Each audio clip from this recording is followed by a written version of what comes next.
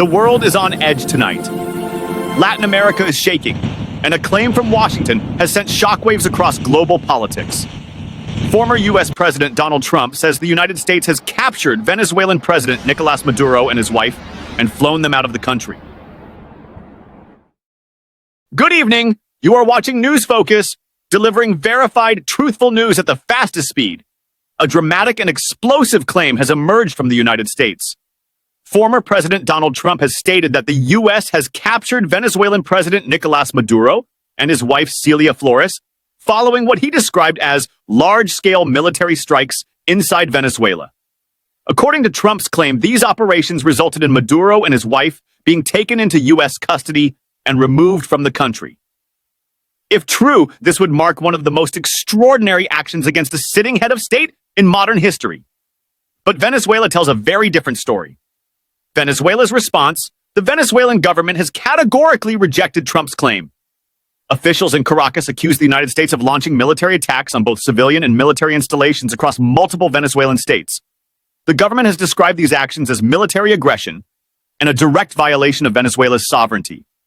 According to Venezuelan authorities, the attacks caused widespread alarm and damage, prompting immediate emergency measures.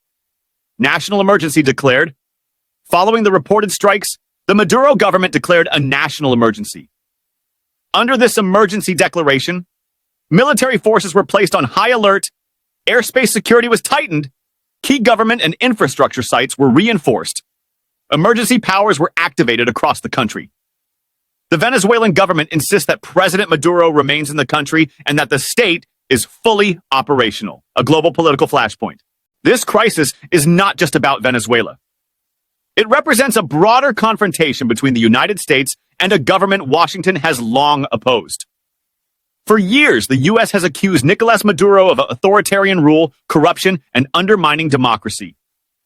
Venezuela, in return, accuses the United States of attempting regime change through sanctions, pressure, and now military force.